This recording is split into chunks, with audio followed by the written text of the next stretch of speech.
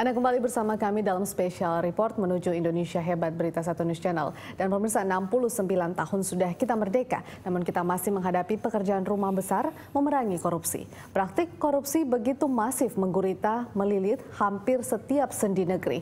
Apa tantangan bagi pemerintahan mendatang untuk memerdekakan Indonesia dari korupsi? Dan untuk membahasnya telah hadir bersama kami di studio mantan Wakil Ketua Komisi Pemberantasan Korupsi Pak Bibit Samatrianto, serta Koordinator Badan Pekerja Indonesia Corruption Watch (ICW), Mas Ade Irawan. Terima kasih Pak Bibit. Mas Ade sudah ada di Berita Satu. Masih. Ya, baik Pak Bibit. Sejauh Waalaikumsalam Bapak. Bagaimana Anda melihat untuk kinerja KPK sejauh ini Pak? KPK masih tetap galak gitu ya, artinya ditangkepin aja gitu ya. Iya. Tapi saya lihat begini ya, saya lihat pengamatan saya dan kita introspeksi selama ini. Kita selalu melihat ke belakang dalam menanggulangi korupsi itu. Orientasi kita kepada yang sudah terjadi. Kenapa kita nggak ke depan? Kita mengedepankan prevensi, gitu ya, preventif ketimbang represif. Nah, orientasi kita rubah ke depan. Kemudian yang kedua, ada beberapa macam gray area di aparat penegak hukum itu kan seolah-olah hanya KPK aja yang dan masyarakat sendiri seolah-olah hanya mempercayai KPK untuk menegakkan hukum korupsi itu. Apakah memang terlihat hanya KPK yang bisa kemudian memberantas korupsi? Sebetulnya enggak juga. Hanya masyarakat kembali lagi potensi kepercayaan masyarakat kepada KPK lebih besar ketimbang pada yang lain. Artinya KPK berhasil kemudian meraih perhatian masyarakat. Saya kira begitu ya. Karena apa? Karena didukung oleh media. Ya, teman-teman kita yang lain sudah nangkepin segala macam tidak disiarkan di media, jadi nggak tahu gitu kan, dan media pun nggak mungkin tangkapannya KPK lebih kontroversial begitu. Tidak juga, karena mereka juga seperti itu. Artinya begini, artinya kita berdayakan aparat penegak hukum yang ada, gitu ya, kita berdayakan. Nah kemudian kalau Anda sendiri melihat kira-kira untuk KPK ke depan ini ya Pak ya, dari 69 tahun usia Republik Indonesia saat ini, apa sih tantangan terberat yang dihadapi KPK Pak? Sekarang sebetulnya tidak hanya KPK, kita tidak bisa hanya mengandalkan KPK. Ya, kita harus membawa seluruh komponen bangsa ini untuk ikut serta dalam penanggulangan korupsi.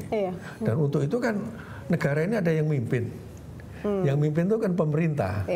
Ya sekarang pemerintah berani nggak merubah atau kita sarankan pemerintah sekarang ini udah saatnya merubah orientasi ke depan. Artinya kita memaafkanlah yang terjadi masa lalu, karena kalau kita telusuri hampir semua terlibat kok. Bahkan mungkin termasuk saya juga waktu jadi Kapolda segala macam. Oke, baik.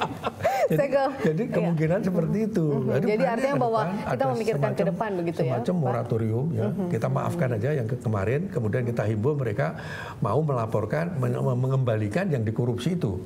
Nah, kita beri batas, kita beri batas waktu, ya, batas waktu sampai sekian. Kalau enggak, yang sudah dilaporkan itu kan ICW juga ada datanya kan. Kita selidiki bener. Bilang nama kalian ada di kami. Gitu ya. Nah, kemudian yang kedua, kita adakan pembuktian terbalik dalam undang-undang.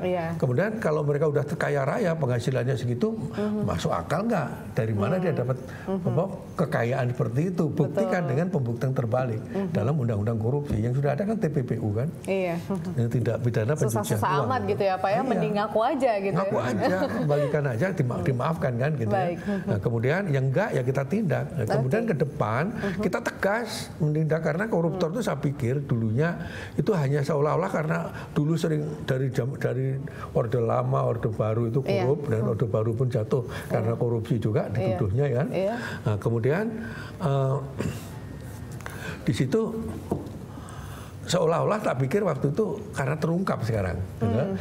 Ternyata enggak, koruptor baru juga muncul gitu loh. Jadi makanya semakin menggurita tadi saya makin menggurita. Baik, saya ke Mas Ade dulu. Mas Ade, tanggapan Anda terhadap kinerja KPU hingga saat ini?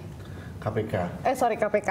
Ini habis Pilpres jadi masih membekas ingatan ya. Silakan Mas Ade. Ya, seperti yang dikatakan Pak Bibit tadi, saya kira memang saat ini KPK leading gitu, dalam artian dia yang paling dipercaya oleh publik, lalu kemudian prestasi yang paling menonjol saya kira kemampuan KPK untuk mengungkap kasus-kasus korupsi politik, kasus-kasus yang melibatkan orang-orang yang memiliki kekuatan politik di negeri ini. Walaupun memang tidak banyak, tapi saya kira sudah mulai, dan saya kira ini hal yang positif kalau kita menganggap bahwa sumber utama korupsi adalah korupsi politik. Oke. Bisa dimulai Anda dari melihat situ. bahwa KPK saat ini sudah semakin berani kemudian mengambil keputusan untuk menangkap para koruptor tersebut, atau seperti apa Anda melihat? Atau koruptornya memang tambah banyak begitu? Ya bisa dua-duanya, koruptornya nambah banyak, tapi juga ya kita mau nggak mau harus kasih apresiasi untuk KPK karena sudah mulai mulai berani untuk ungkap kasus-kasus ini. Walaupun memang ada beberapa catatan kami terhadap KPK, misalnya mestinya kalaupun ini mereka juga mesti kuatkan dua institusi yang lain, kepolisian maupun kejaksaan. Karena biar bekerja bersama begitu karena ya? ada juga mekanisme namanya koordinasi dan supervisi. Bagaimana KPK bersama dua institusi tadi berjamaah untuk melawan korupsi. Karena menyelesaikan korupsi yang di Indonesia yang sudah terstruktur, sistematis dan masif seperti sekarang harus butuh tim yang kuat begitu ya, Mas harus Ade? banyak, dan KPK juga tidak akan bisa sendirian untuk melawan itu. Oke, baik, saya kembali ke Pak Bibit. Pak Bibit, itu tadi kita bahas KPK secara khusus, tapi begini, pemerintahan SBY yang saat ini juga masih berjalan kan sudah berulang-ulang kemudian mengatakan akan memberantas korupsi begitu, Pak Bibit. Sejauh ini bagaimana Anda melihat kontribusi pemerintah dalam membantu KPK untuk memerangi koruptor ataupun juga korupsi ini, Pak? Pemerintah sudah berusaha ya, sudah berusaha. Artinya pemerintah juga mengeluarkan impres dan kepres untuk mempercepat penanggulangan korupsi. Walaupun jadi inflasi. Tapi yang terjadi apa? Yang terjadi bagus di wacana, gitu kan. Mereka membuat rencana bagus, pelaksananya nggak ada karena perilaku korupsi masih masif juga, masih terjadi juga. Itu artinya, kemudian laporan-laporannya juga baik-baik saja, gitu kan. Loh, apa yang terjadi ini? Nah, oleh karena itu menyangkut moral, ya. Menyangkut mentalitas bangsa ini. Tidak hanya ini, karena korupsi itu dari yang bawah sampai atas itu terjadi kok. Ini kemudian yang memicu para, artinya bukan hanya pejabat lah ya, kita katakan begitu, yang kemudian sering melakukan korupsi itu karena moral mereka, dan itu sudah mendarah daging di pemerintahan kita begitu. Oleh karena itu kita harus membuat kebijakan pembangunan moral dan mentalitas bangsa. Kembali karakter building, national and character building itu harus tampil. Itu gitu kan? Seperti apa sebaiknya, Pak Bibit? Apakah ya memang artinya mengganti karakter pemerintah ataupun yang memimpin saat ini dengan seseorang yang berbeda atau seperti apa, Pak? Saya kira kalau orang Jepang bilang ya, itu ikan itu dimulai busuk dari kepalanya. Ya kita pilih kepala yang nggak busuk, gitu. Kepala daerah, kepala segala, pilih yang betul-betul punya integritas, punya kompetensi, dan dia konsisten perilakunya.